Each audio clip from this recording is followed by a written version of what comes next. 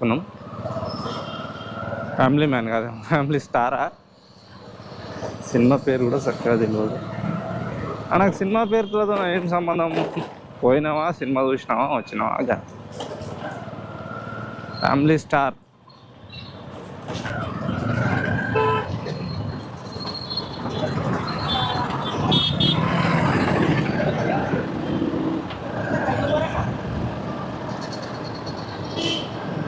ఈ అమ్మాయి గొడుగులు ఒకరు ఎందుకు మూస్తారో ఏందో ఇది. ఇప్పుడు మళ్ళీ 2 కిలోమీటర్లు దూరం పోవాలి యూటర్న్కి. ఇప్పుడు మన ఇక్కడ రోడ్లు ఎట్లున్నాయంటే, మనం మియాపూర్ వెళ్ళాలనుకుంటే ఫస్ట్ గచ్చిబౌలి పోవాలి యూటర్న్కి. అమ్మా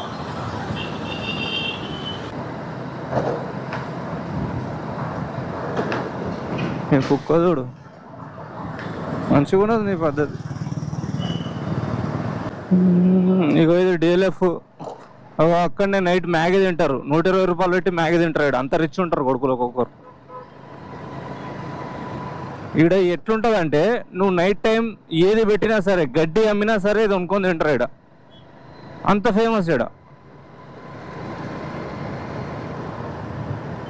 ఒకవేళ గడ్డి ఆడ పెట్టినా సరే, ఇట్స్ గడ్డి, ఇట్స్ 150 రూపీస్ ఓన్లీ అని చెప్పినా సరే, wow it's so nice, actually it's గడ్డి was healthy in so many waves అని చెప్పి అట్లా కూడా తింటారు. ఈడ ఈ చెట్లన్నీ ఎండిపోయినాయి లెఫ్ట్ సైడ్. అంటే సమ్మర్ అనేమో, మళ్ళా పూత పూస్తాయి, ఏం కాదు. ఈ చెట్లన్నీ గ్రీన్గా ఉన్నాయి, మా అమ్మ పెట్టినాయి అని, అది వేరే విషయం. కానీ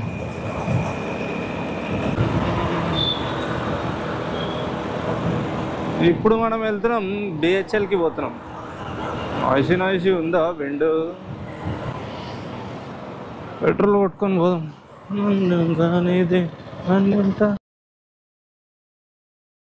ఇక నేను గోప్రో సెట్టింగ్ చేసుకొని అవి చేసుకొని తిరుక్కుంటూ వెళ్ళి బిహెచ్ఎల్ వెళ్ళి అక్కడ వెళ్ళి ఇక్కడ వెళ్ళి లాస్ట్కి మియాపూర్లో మూవీకి వెళ్ళిన. ఫ్యామిలీ స్టార్ మూవీ నాకైతే అంత ఏం నచ్చలేదు, అంత ఖాస్ కూడా అనిపించలేదు. అండ్ మోర్ ఓవర్ ఎక్కడ అంత ఎంటర్టైనింగ్ కూడా లేదు. ఆ ఖుషి సినిమాలో పాటలన్నా బాగుండే, దీంట్లో అంత పాటలు కూడా అనిపించలేదు, బ్యాక్గ్రౌండ్ స్కోర్ కూడా ఏం అనిపించదు. నార్మల్గా మూవీ బాగాలేకుంటే నేను ఏమంత పెట్టా. బట్ ఇక ఇప్పుడు యూట్యూబ్లో పెడుతున్నాం కాబట్టి కొంచెం పెద్దగా పెడదామని చెప్పి. కొన్ని సీన్లు అయితే చాలా సిల్లీగా అనిపిస్తాయి. ఒక్క సీన్ చెప్తాను నేను. వాళ్ళ అన్న సినిమాలో హీరో అన్న ఫుల్ తాగుబోతుంటాడు. స్టార్టింగ్ సీన్ నుంచి ఆల్మోస్ట్ ఇంటర్వెల్ వరకు తాగలేకనే చూపిస్తాడు. తను అసలు కేర్ చేయడు, ఎవరిని కేర్ చేయడు, ఫ్యామిలీని పట్టించుకోడు, పిల్లల్ని పట్టించుకోడు. మొత్తం అట్లనే చిల్లరగా వైన్స్ దగ్గర వెళ్ళి కొట్లాడుతుంటాడు, తాగుతుంటాడు, ఎవరిని ఏమన్నాడు అదే అనుకుంటా తిరుక్కుంటూ ఉంటాడు. ఆయన అలా అవ్వడానికి కారణం అనిపిస్తుంది కదా, ఎందుకయిండు అని చెప్పి ఓ ఫీల్ ఉంటుంది కదా.